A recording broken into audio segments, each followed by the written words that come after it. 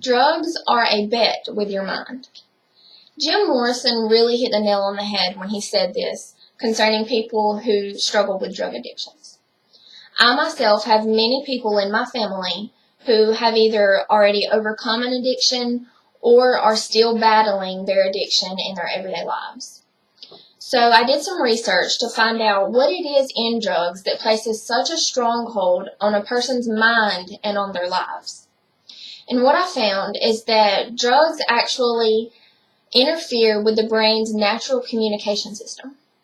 Drugs such as marijuana and heroin do this by imitating the brain's chemical messengers and sending abnormal messages through the brain. Now, drugs such as cocaine and methamphetamine, which have a tendency to place a stronger addiction on a person, interfere with the brain's communication system by releasing abnormally large amounts of neurotransmitters in the brain and preventing normal recycling of the brain's chemicals. One of the major neurotransmitters released when a drug is taken is dopamine.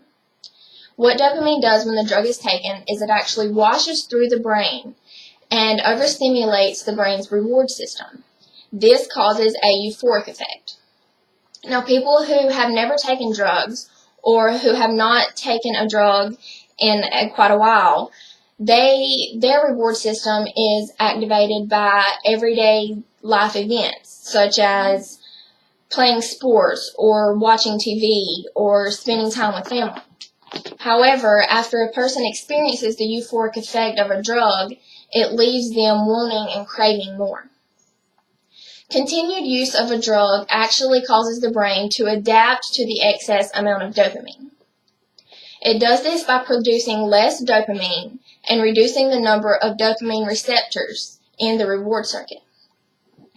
This causes a person to not only not enjoy the drug anymore, but they also don't enjoy everyday life activities that they once enjoyed before they started using the drug.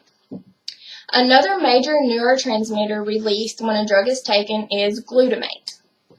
Glutamate influences the reward circuit and the ability to learn.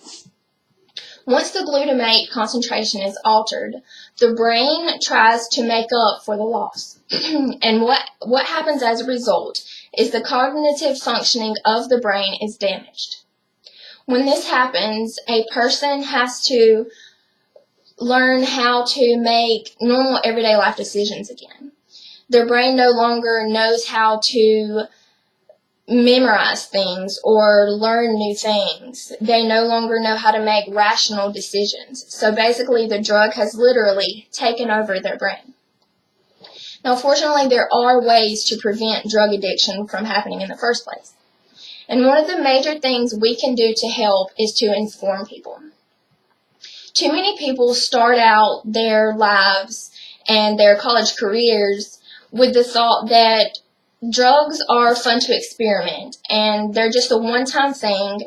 They just want to see how they feel, and they feel that drugs can place no control over their lives. They feel that they have all the control over the drug. However, as we see, this is not true. The chemicals in a drug can take over your brain and eventually take over your life. And for those people who have already experimented with the drug and have already become addicted, there are also treatment options. And one of the most successful treatment options is to check into a facility that offers drug addiction medication and that offers behavioral therapy to basically teach a person how to live a normal life once again. Now, I'm going to leave you with a quote by Russell Brand, who was once a drug addict himself. He said, "The mentality and behavior of drug addicts and alcoholics is wholly irrational until you understand that they are completely powerless over their addiction, and unless they have structured help, they have no hope." So the next time you come in contact with someone who is struggling with a drug addiction and you feel like this is the path that they've chosen, they must enjoy it, remind yourself that they may have already lost control of their brain and of their lives.